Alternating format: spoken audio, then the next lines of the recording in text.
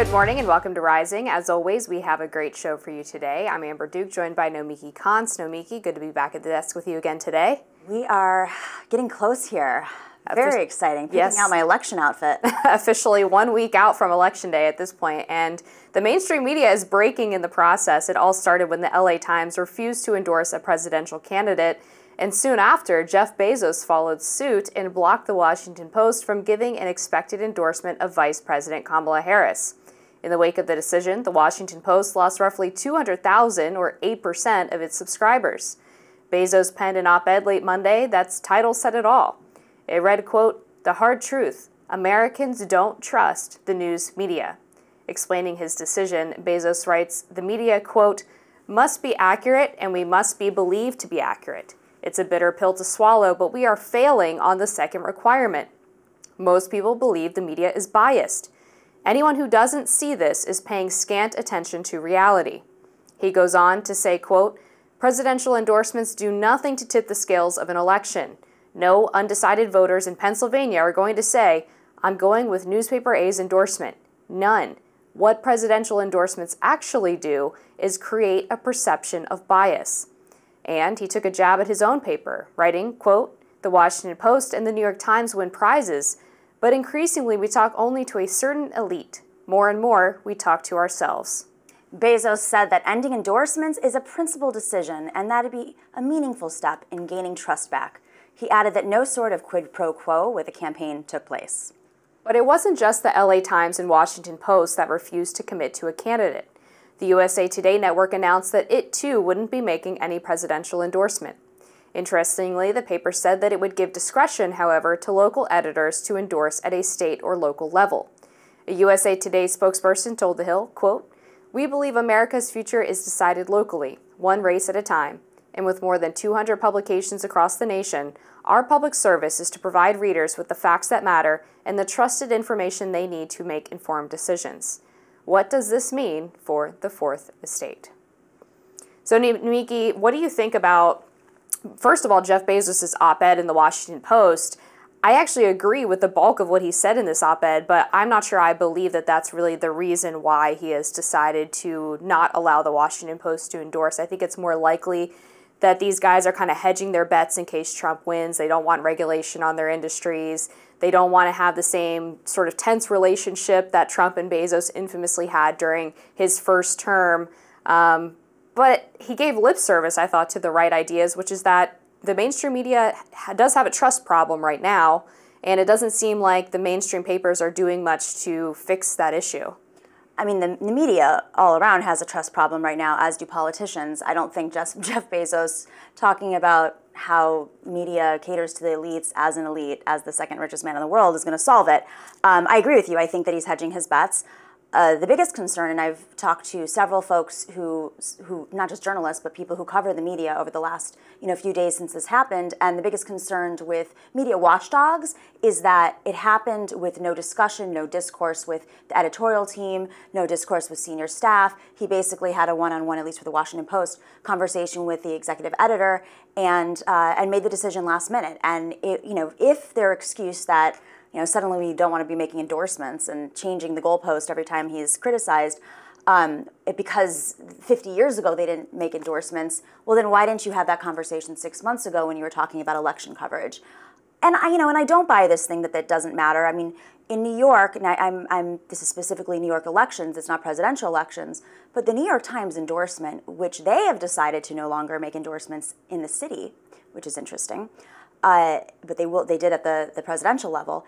Those city-wide endorsements are incredibly consequential. I mean, they impact elections, certain neighborhoods. I mean, not all neighborhoods, but there are definitely neighborhoods that are high propensity, like New York Times readers, and they're influenced, and that definitely appears in the polls in the lead up to those elections. So I think it just depends, and maybe that's what USA Today was getting to with local papers. And I mean, that's a smart take. Again, why are you doing it a week before the election? Have this conversation openly. Have it with your team, your news team.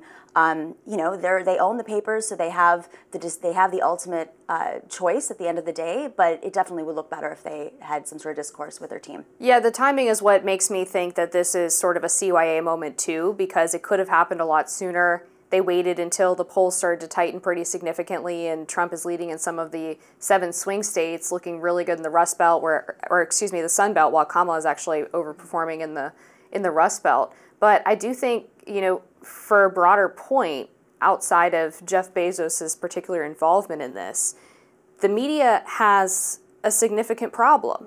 And one of those problems is that they do cater exclusively, almost, to a wealthy, overeducated, coastal elite subscriber base. And I think you see people canceling the Washington Post in response to this decision, not because out of any principled objection to Jeff Bezos, but because they're upset that the paper's not telling them what they want to hear. And increasingly, reporters themselves, journalists, are cultivated from elite universities. They don't look representative of the American population. And as a result, most Americans read these papers and say, that doesn't sound like anything like the reality that I'm living in. I think the truth is that we've had an assault on newspapers since the economic crash, since 2008, 2009. We have seen the majority, I think it's like 80% of local newspapers, state house papers, get completely eviscerated across this country. So I don't think it's about that the Washington Post, the New York Times, or the LA Times cater to elites. I think that they cater to their communities. So the New York Times is the paper of record in New York, and the Washington Post is for Washington, and the LA Times is for LA. But there are communities across this country that don't have newspapers anymore. And so I don't think it's an elite question. I think it's a question of we just don't have a thriving media anymore. And of course, big business has jumped in, and hedge funds, and you see this consolidation of media that's really giving a more corporate take. I hear what you're saying about educated folks, but that's not the majority of people in newsrooms. I mean, you and I both know plenty of reporters who came out of state house beats. They came from, state schools. In New York City alone, I can name 10 or 15 of them that work at the New York Times that did so. But it's also duplicitous, I think, because you look at the Washington Post and they're also doing local elections. I mean, it's just, which way is it? Do you want to endorse candidates or do you not?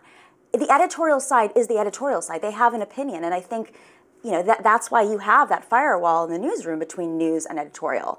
But at the end of the day, it shouldn't be. People should have access to information, and my concern is that the state of media is in such a crisis at this point that it really is a dark sign for the fourth estate and the sign of our democracy really in decay. I guess my pushback on that would be that if people are not trusting the media, is the problem with the people or the media? And I think the problem is with the media, because the people largely haven't changed. Our country ideologically really hasn't changed that much. People still mostly stand on the issues where they stood 20, 30 years ago. It's just that the papers have seemingly coalesced more around a liberal ideology. And I actually wrote a book on this topic. It's called The Snowflakes Revolt, and I did research into who sits in newsrooms. It actually is true that they are overeducated when compared to the rest of the American population, and very few of them at these elite papers do come from state schools. In fact, if you look at the New York Times and the Wall Street Journal, they are on the educational par of Supreme Court justices and senators. What about the Arizona Republic? What about the Texas Tribune? What about all these citywide papers? I would disagree with you on that. And cherry picking 3 papers in New York City, that's the Wall Street Journal, which caters to business. Of course, you're going to have a more educated group of folks. Of course, you're going to hire a reporter who probably has a college degree. I mean, it's not always the case, but that's likely to happen because that's the type of work they're doing. It's not just a college degree, though. It's that they went to Yale, Harvard, Ivy League schools in general. They're the papers that are read the most. They have the largest subscriber base. Because we don't have papers in this country anymore. So it is a crisis of media.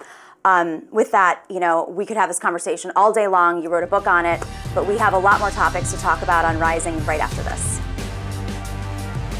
This next story reads like Steven Spielberg's 2001 science fiction flick, AI, in which the plot centers around a childlike android uniquely programmed with the ability to love. Fast forward to last week, a Florida family is suing the creators of a chatbot that allegedly influenced their 14-year-old son to kill himself. According to the Associated Press, in his final moments, Sewell Setzer III took out his phone and messaged the chatbot that had become his closest friend. He shot himself shortly after. Per the wrongful death suit documents, Setzer had grown isolated in recent months, engaging in sexualized conversations with the chatbot. The legal filings also reveal the teen openly discussed his suicidal thoughts and shared his wishes for a pain-free death with the bot, which was created by the company Character Technologies for the app Characters AI. The attorney for the family alleges Character Technologies preys on kids with its highly engineered and addictive product, and Seltzer would still be alive if it weren't for the company's exploitative tactics. Here to dive in further is Dr. Marshall Runge, Executive Vice President of University of Michigan Medical Affairs. Thanks for joining us, Dr. Runge. Greetings. It's great to be on Rising. Thank you. Absolutely. So let's dive right into this case. The parents allege that this chatbot essentially pushed their son into suicide. What can you tell us about what some of the messages looked like between these two and why the AI might have been pushing him down this path? Well, to start with, let me just say it's a terrible tragedy when somebody takes their life. And I think particularly adolescents who are living through a lot of stress.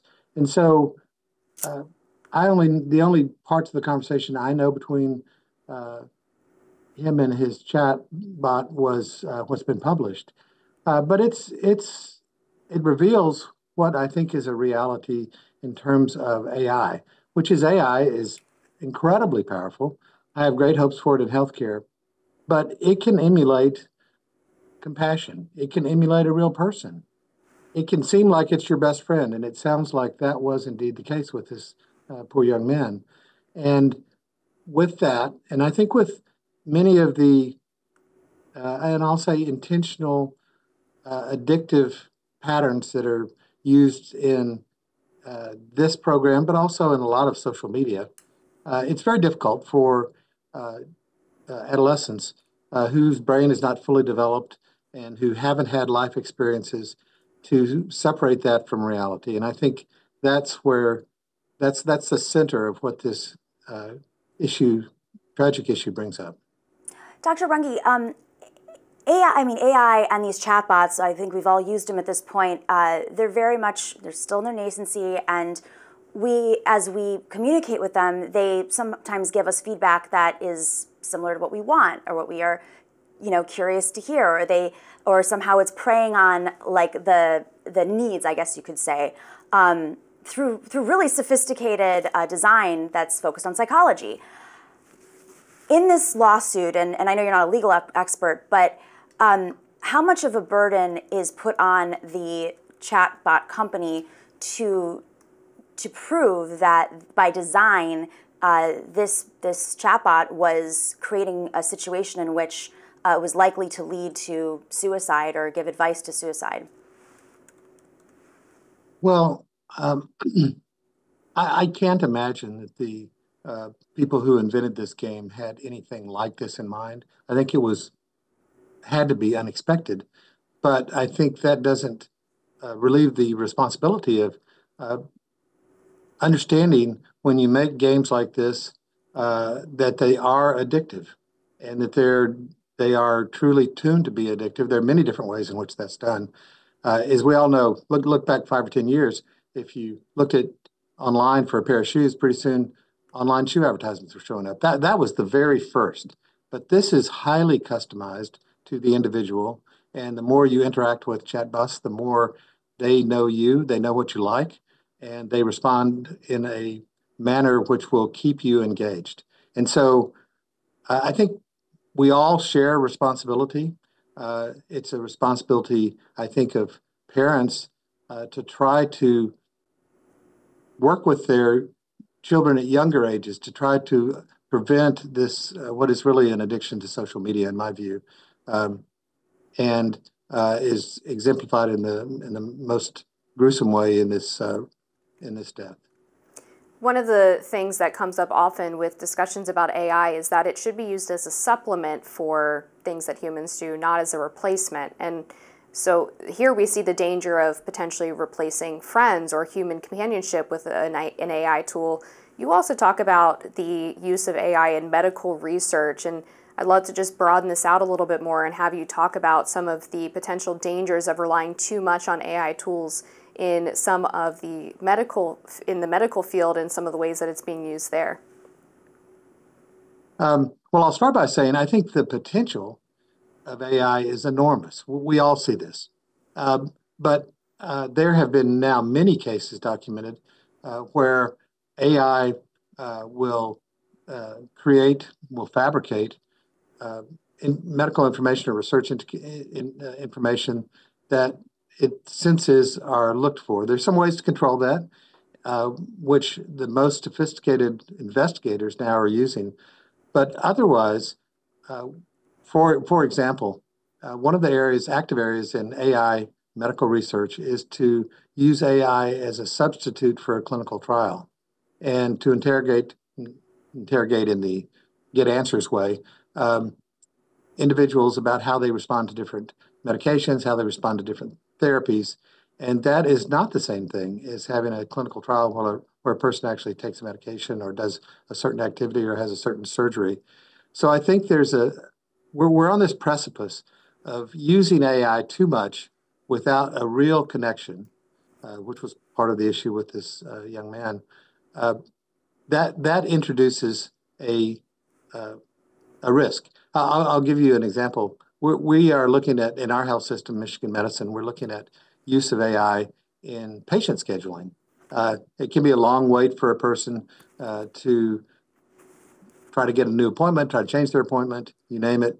And AI can be very effective. However, that has to be supplemented with somebody with medical knowledge. AI has immense knowledge. It's not the same as a person who has immense medical knowledge. And so we have RNs, we have nurses and others who man these hotlines. I think until there's substantial improvement, we're not ready to hand over everything to AI. I heard yesterday of a hospital that has an AI chatbot scheduling, and then they have an AI chat box that does all the scheduling for the clinics. And so it's a chatbot talking to a chatbot. So you call to make an appointment, and who knows what happens. But I think AI in general in healthcare is going to be very helpful, but it does also raise concerns around cybersecurity because AI is so sophisticated that it raises the potential of people being able to get into protected health information, into medical records, that sort of thing, more easily than would have been possible otherwise. If you were to lobby government, for instance, from your perspective, working in this space, what would you flag for lawmakers in case of some sort of oversight or regulation? If you had that opportunity, what would you say to them? I'd say two things. First, around controls, particularly younger people, particularly adolescents, that has to be looked at very carefully. And it's different when somebody's mature, has had more life experiences. So in direct relevance to the suicide we talked about, in terms of AI in security, I think that we need oversight of that. I do know that there are federal agencies interested in this. As you know, particularly the NSA has great expertise in this area. I had the opportunity to speak to a former director recently, and I think we're all concerned about that. Thank you, Dr. Runge, for joining us this morning on Rising. We really appreciate it. Thank you. CNN kicked off a guest after he told Mehdi Hasan, quote, "I hope your beeper doesn't go off," while discussing the rhetoric spread at former President Donald Trump's Madison Square Garden rally. Let's watch. If you don't want to be called Nazis, stop doing it. You've been called an anti-Semite more than anyone else's table. Yeah. And people will sit there and... No, by me. I never called you an anti-Semite. Okay. I mean, I'm not sitting here saying... I'm a supporter of the Palestinians, so I'm used to it. Yeah, I hope your beeper doesn't go off. The thing is that... Did you just say I should die? You should not... No. Did you just say I should be killed? No, I did not say that. No, I did not say that. Hold on. Did your guest just say I should be killed? On live TV. I said I hope you... Guys, let me just stop. You said you hope my beeper doesn't go off. Because you said I'm a big supporter of the Palestinians. Hamas? Guys, let me stop. Palestinian. Are you? Am I what? No, of course I'm not Palestinians supporting are Hamas. not- Then I apologize. Are you a Then I racist, apologize. violent person Then I inciting apologize. violence against Ryan, me? Ryan. That's disgusting. That is completely. Then I apologize. That Good is job, CNN. Let's completely have first out block of say the pocket. Muslim guy You should know be that. blown Then I up apologize. on Then I TV. apologize. Don't Then I say apologize. then I Wow. apologize. You literally. say I it. thought he said accused Hamas. him. I apologize. You didn't think I said No. Hamas. Yes, I you said did. I supported Yes, I did. Palestinian Yes, I rights. did. Why? Yes, I Because did. the comment was made by conservative pundit Ryan Girdusky, who is the founder of the 1776 Project PAC. Hasan is a progressive pundit who is Muslim and of Indian descent. The host, Abby Phillip, said this after the segment. Let's watch. I want to just address what happened in the last segment. And first, I want to apologize to Mehdi Hasan for what was said at this table. It was completely unacceptable. When we get this discussion started, you'll see that Ryan is not at the table. There is a line that was crossed there, and it's not acceptable to me. It's not acceptable to us at this network. We want discussion. We want people who disagree with each other to talk to each other. But when you cross the line of a complete lack of civility, that is not going to happen here on this show. CNN released a statement that said in part, quote, "There is zero room for racism or bigotry at CNN or on our air. We will not allow guests to be demeaned or for the line of civility to be crossed. Ryan Girdusky will not be welcomed back." Reacting on X, Democratic Representative Rashida Tlaib said, quote, "CNN has played a central role in normalizing this kind of open anti-Arab, anti-Muslim, and anti-Palestinian hate, and it's sadly totally unsurprising to see such disgusting statements aired so casually on its network now." Podcaster Matthew Sheffield wrote, "He's a full-on racist and radical Christian supremacist who has written for racist activist Richard Spencer. He has been running an operation to block Black and LGBT authors from school curricula. He should have never been on CNN." Meanwhile, Girdusky defended himself, writing on X, quote, "You can stay on CNN if you falsely call every Republican a Nazi and have taken money from Qatar-funded media. Apparently, you can't go on CNN if you make a joke. I'm glad America gets to see what CNN stands for." Well, this guy, I mean, he clearly is problematic. I mean, he worked for Richard Spencer. He's written. He never worked for Richard Spencer. That's a lie. Richard Spencer confirmed it. No, he did not. Richard Spencer said over a decade ago via tweet. In a tweet. Ryan Girdusky, when he was 19 years old, was looking for a place to put a blog post. Richard Spencer, who he had no idea who he was at the time, it was well before he was a open white supremacist. Why did Richard Spencer write? I confirm. It was. He didn't confirm that he worked for him. He confirmed that he published a piece that he wrote. That was it. So publishing a piece does not. Okay. He wasn't paid for it.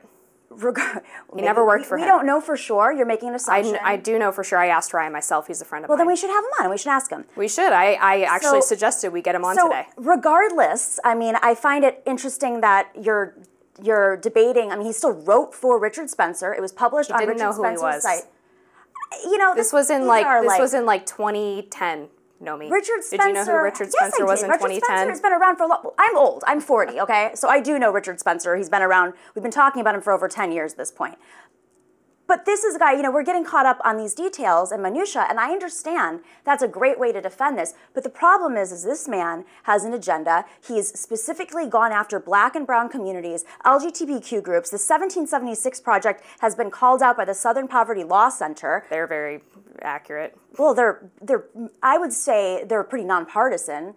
No, they're not. Well, and they actually inspired a potential bombing attack on a Christian nonprofit. Okay, well, they labeled it a suit and tie version of white supremacists of old, a kind of professional racist in khakis. This is the 1776 group and then, of course, Girdusky, who is far right. And that is why he was pushed off the panel, because of the comments that he said, and, you know, completely being tone deaf against Mehdi Hasan. Now, you can have your feelings and your debates with Mehdi Hasan, but he is not insulting the man. And I found this apprehensible. I mean, there's a place for free speech, but to have somebody on air who's peddling conspiracy theories, insults, and is openly racist, I think there's a line. The 1776 PAC is aimed at getting good history teaching in schools and preventing children from being indoctrinated with radical gender ideology. It's not anti-Black, it's not anti-Hispanic. The Southern Poverty Law Center is far from a nonpartisan source. And if we're going to talk about people who are supposedly problematic, let's dive a little bit into Mehdi Hasan's history. He had to apologize for saying that non-Muslims are cattle, for comparing gay people to pedophiles. He is funded by Qatar, which is a known backer of terror. He's not funded by Qatar. He's funded by Zateo, which is an independent media publication based off of crowdsourcing. He certainly worked for Al Jazeera for a long time, which was on the Qatari payroll.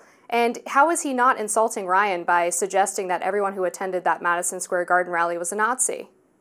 I'm sorry, you're all over the place here. Like, I just heard a bunch of different claims, and you know, it's wild to me. I mean, we know what Qatar does. We know what Al Jazeera is. I just want to know, do you defend what he said on that panel? Because at the end of the day, this is a story about Ryan Girdusky, not about Mehdi Hasan. It's about Ryan Girdusky's comments and why he was put off the panel. Do you defend that? I think the question is then, do you defend what Mehdi Hasan said, saying that he people wasn't who kicked off the panel.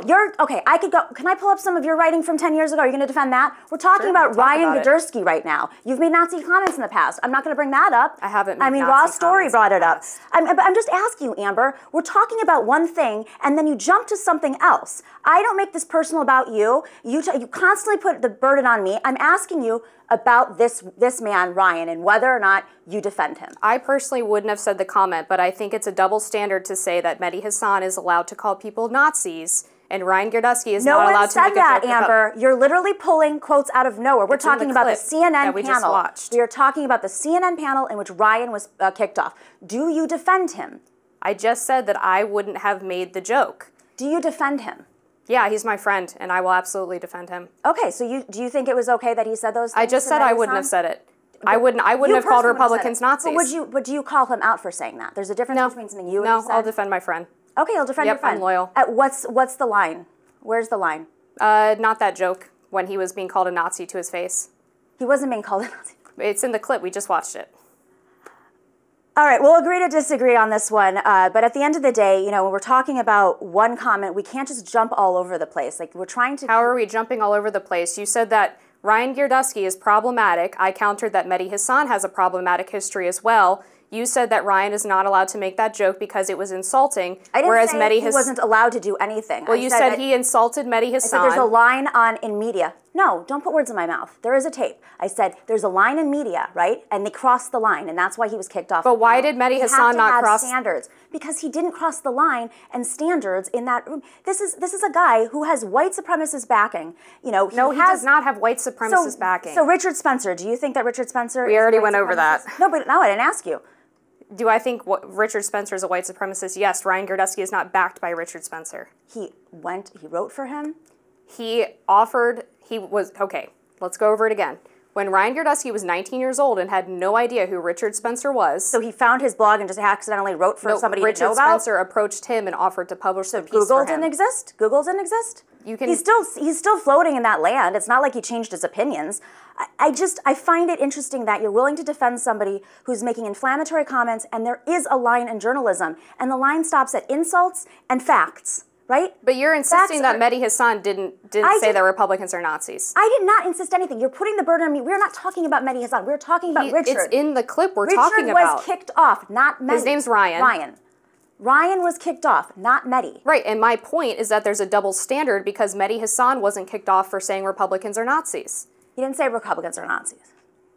He said that Nazis' comments were made at the MSG, which they were. Race replacement theory, I mean, Tucker Carlson's comments. Do you stand by those? Yes. Do you stand by every single comment in MSG? I stand by Tucker Carlson's comments because I find it interesting. Yesterday on this panel, you said that Puerto Rico was being colonized by Americans who are tax cheats, who are going there and ruining the culture and driving up the cost of housing. But when Tucker Carlson says it about mainland America and illegal immigrants, suddenly it's great replacement white supremacist theory? Puerto Rico... Your standards are wild. We are a country of immigrants. Puerto Rico is a colony that does not have oversight over their economy, over their power, over the infrastructure. The United States government has total say, and they don't even have access to those tax breaks. Only rich Americans do who move there and permanently live there for more than half the year. Nor does Washington, D.C., Nomiki. You're talking about Americans going to Puerto Rico as colonization, but we're supposed to allow illegal immigrants to just overrun the southern border. That's not the same thing at all. And exactly, it's worse to allow illegal immigrants. So you think white people are above people of color? Boy, how did you get that from my comments at all? Because you're saying it's okay for white Americans to move to Puerto Rico. I'm not saying that. I'm asking you to have the same standard for Puerto Rico and the mainland. There's no tax incentives where people are being displaced. You're not being displaced by an undocumented person who's taking low-wage jobs. You're not being displaced by them. So I'm not allowed to care by the Americans who are? There aren't. There's been they're not countless They're not suppressing wages for Americans. Why are you afraid of immigrants? Why are you afraid of immigrants? Why? I'm not afraid of immigrants. Because you don't, every time. I support legal immigration. Sure you do. Well, a lot of these people, the Haitians were legal immigrants. You sure didn't like them. Well, they came in illegally and then they were granted temporary protected status. Which is legal. Okay. We have a lot more topics to talk about on Rising right after this.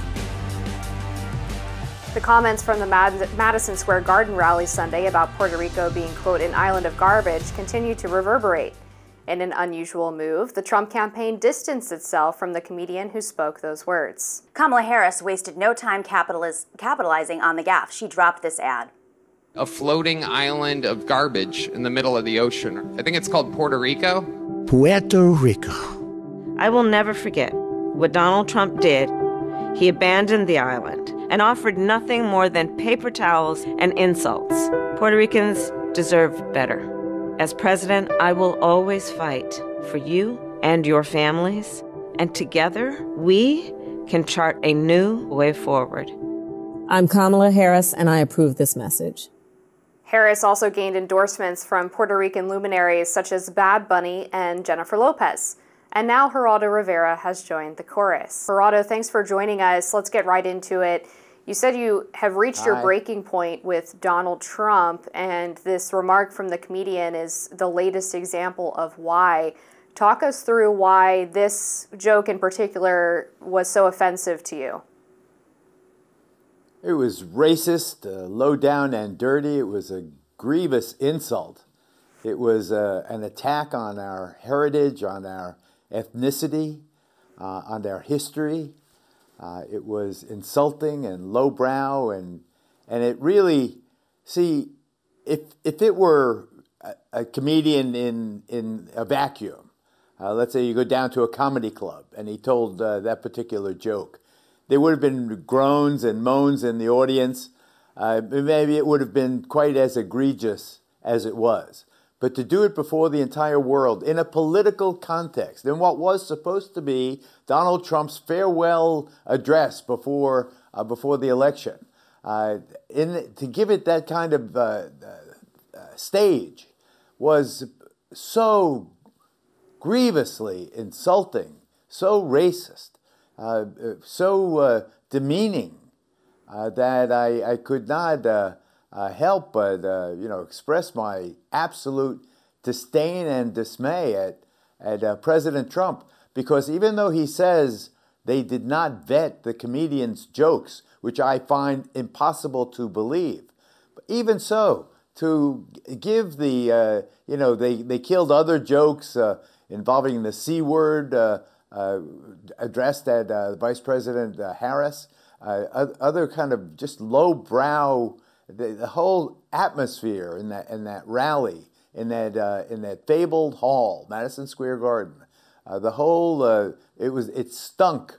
It stunk of racism. It stunk of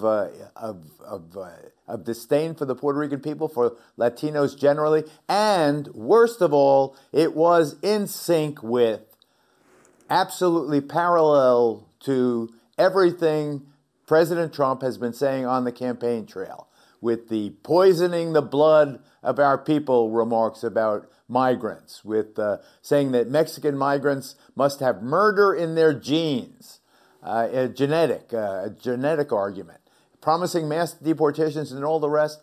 My breaking point was reached several weeks ago, but this event at Madison Square Garden certainly put me over the top, Amber. If I may follow up, I just want to start with your claim that he called Mexican migrants as people who have murder in their genes. The exact quote is, allowing people to come through an open border, 13,000 of which were murderers. Many of them murdered far more than one person, and they're now happily living in the United States.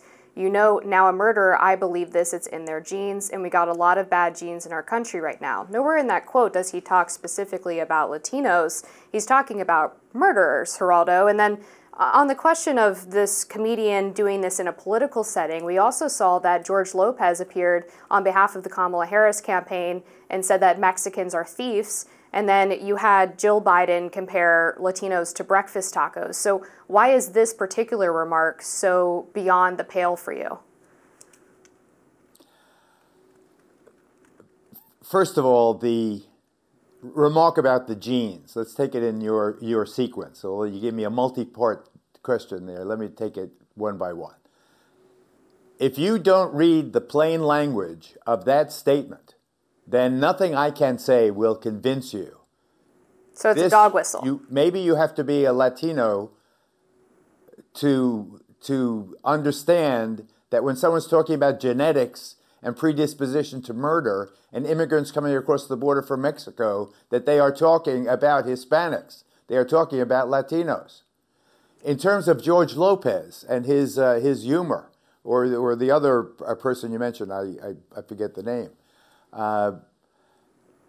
When the N-word jokes that are told by numerous black African-American comics are a category that is almost a separate part of comedy. Black people can use the N-word. White people cannot. We saw the fellow from Seinfeld who tried, he went around saying the word, prancing around. It destroyed his career. He was canceled because people take it so seriously. It is different. It is profoundly, substantively different when it is uttered, particularly in that venue with the Trump final rally. In the lead act, it goes right to the gutter. You cannot seriously, with a straight face, tell me that you equate what happened in Madison Square Garden with George Lopez's nonsense. That is absolutely false. It is a misrepresentation, and it really strains my patience when I hear that question asked with a straight face. Geraldo, you're a Boricua, you're a New Yorker. I was in Puerto Rico after Hurricane Maria, before Donald Trump arrived, and threw the paper towels at the people of Puerto Rico in that stadium. We know that Puerto Rico's still suffering with power outages. There's mass displacement. And so many of the folks that suffered under Hurricane Maria ended up moving to places like Pennsylvania, and there's a growing diaspora there. I believe it's over 450,000 Puerto Rican diaspora voters are in Pennsylvania alone. Over 600,000 Latino voters are in Pennsylvania alone. Do you think that this is an October surprise? Is this going to play out at the polls? I mean, you've been reporting for years. I gather you have some sense of how this might play out electorally. I covered Hurricane Maria personally. I greeted President Trump when he arrived at the airport. I was with him when he tossed the paper towels into that crowd. I applauded him for going to Puerto Rico because, as far as I know, President Obama only went to Puerto Rico one time, and that was for a fundraiser. So I applauded the fact that the President and First Lady went to Puerto Rico to at least give moral support. Then I saw the whole thing fall apart with a disorganization and the President's cavalier tossing of the paper towel, which was extremely unfortunate. But still, I applauded him for going. At least he showed up. You are absolutely right, though, when you point out that Puerto Rico is still suffering from Hurricane Maria, even though Hurricane Maria was 7 years ago. 5, 6 years ago. It is, you could still see the blue tarps on top of so many roofs. And the electrical grid is so antiquated, they import the dirtiest diesel fuel from St. Croix, the refinery there. They bring it to Puerto Rico. They put it in the power plants. It's spewing all this pollution. And the frustration I have always had as a property owner in Puerto Rico for 14 years, I put in solar power. There's no solar power in Puerto Rico where the sun reliably shines 360 days out of 365 days a year. There's always sunshine. It's a beautiful place for solar power. And yet we still use this, the worst, cheapest, dirtiest fuel and the most inefficient system that breaks down. You don't need a hurricane. You don't need a tropical storm knocks the grid out in Puerto Rico. Puerto Rico's infrastructure is pathetic. It definitely, desperately needs. I hope that regardless of what happens here, the Kamala Harris plan that I've seen outlines of starting yesterday morning, that at least is a sensible, pragmatic approach. I think Puerto Rico has to be a state. Puerto Rico, the statehood is long overdue. A state with the checks and balances and rules and regulations and outside monitoring and a federal government oversight and all the rest. I think that Puerto Rico, that's the solution to the Puerto Rican problem ultimately. But in the meantime, at least Vice President Harris has presented something positive, something other than giving a comedian the opportunity to slander a race of people.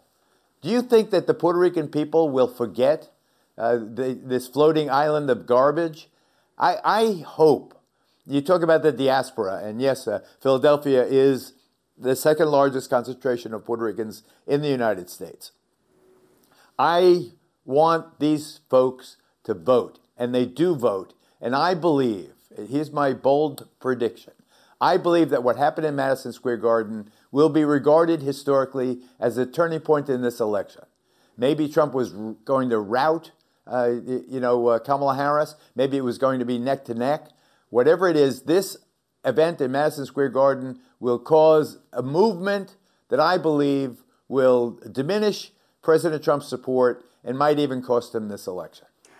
Geraldo, I have to ask you, have you spoken to Donald Trump about this? And if not, what is the last conversation you had with him? How have you left things? President Trump and I have been estranged since the 13th of December 2020 when he called me at home and wanted me, he was testing how I felt, this is 10 days after the election, how I felt about what had happened.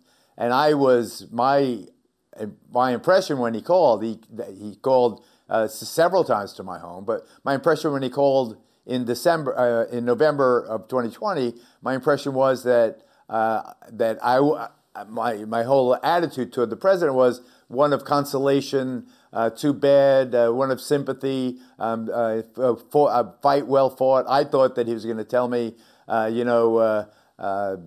too bad, and I tried my best. Instead, he did say, and I reported on Fox that day, that I'm a reasonable man, and if that's the outcome, I will do the right thing. I assumed that meant that when the counting was over, and I thought it was already over, but even giving him a couple of more days here or there, that he would see the light, he lost, move on. And if he did go home after inaugural day, January 2021, and campaign for re-election, people would have flocked to his banner. Instead, he continued that big lie. The big lie, I called for his impeachment on January 7th of 2021, and I have not spoken to him since, and that's where we have left it. I have tremendously positive memories of my long friendship, Celebrity Apprentice and all the rest of it. It was exciting to see my buddy become president of the United States, but what he did after the election of 2020 was to stab the Constitution of the United States in the back. He refused to honor the peaceful succession of government that has been the hallmark of America's democracy. And, he does not, what his activities, and I don't know, he's made liars out of all the Republicans in this country who pretend to believe that the election of 2020 was stolen. You've said that Latinos who still vote for Trump after this joke are people who lack self-respect. Do you think that message is going to appeal to them, or are you thinking that they're too far gone anyway, that there's no way you can win them over? Well, I mean, that's a fine question. I'm not. I tell people how I feel. I've been around a long time. Been on television 54 years. I've marched in 50 Puerto Rican Day parades. I feel like I know every Puerto Rican personally. My dad was one of 17 children. I am telling the Puerto Rican people how I feel. I do not believe that the interests of Puerto Rico or Puerto Ricans are best served with the Donald Trump presidency. I want to give Kamala Harris a chance. She has not done it yet. She has not done the border yet. But I am fully hopeful. Let me put it that way. I am hopeful that she in her new administration will follow up on that plan that I saw yesterday, at least a way forward for an island that has languished. But I'll be damned if I will let anybody sit there in front of an international audience and insult my bloodline, my parents, my grandparents, my children. It was unforgivable. And in that venue, shame on everybody who had anything to do with scheduling that atrocity. You've endorsed Kamala Harris, the vice president, and on the same day, I mean, the timing is almost Shakespearean. The same day that that comic made that remark, she had issued her plan for Puerto Rico, talking about rebuilding and clean energy and having tax credits and streamlining permitting and relief funds going directly to the people, not through bureaucracy, through the mayors, which I'm sure you know very well, gets very complicated on the island. You've endorsed Kamala Harris. Is this the plan that you're looking for? I mean, you also mentioned that Barack Obama, of course, only went for a fundraiser. She arrived in Puerto Rico last year after a storm, which hits quite often. So it seems like she does have interest. Is this plan enough? Is this what you want to see? At least it is a beginning. At least there is a reasonably practical approach to endemic problems. It is something positive, offering a solution rather than just complaining. You talk about the mayors in Puerto Rico. Every municipality has a mayor. The mayor in Puerto Rico is like the chief executive. He is like the mini president. It's like Puerto Rico has 40 presidents. Nothing gets done. And much of what is invested is squandered in a way, and people go to jail, and it's dysfunctional, and even with good intentions, as many have good intentions, they tend to go nowhere because no one talks to each other. The two-party system in Puerto Rico is like, like the mainland now reflects the division. The division in Puerto Rico has existed long before the problems on the mainland. But it's not the plan that I envision, but I'll take any plan that is a professional, thought out, it seems to me, and particularly focusing on the electrical grid. If the government, the federal government in D.C. promises just to do that, just fix the electricity in Puerto Rico so the people can live decent 21st century lives, I will be satisfied. I'll go on to my island in the sky and let people debate all the other issues they have. But I'd like something positive to happen to all these folks. We have a big reunion planned of my gigantic family this New Year's. I would love to see an attitude among Puerto Ricans of hopefulness that something's going to change, that improvement and modernity is headed toward Puerto Rico. That would be a great way to celebrate the new year. Well, Geraldo, thank you so much for sharing your perspective. Thank you. And speaking out. I unfortunately don't think this issue is going to be wrapped anytime soon, but at least the election will. So thank you so much for joining us. My pleasure. Thank you. Billionaire Tesla founder Elon Musk announced last week that he will be giving away $1 million every day leading up to the presidential election to voters who sign his Political Action Committee's petition backing the Constitution.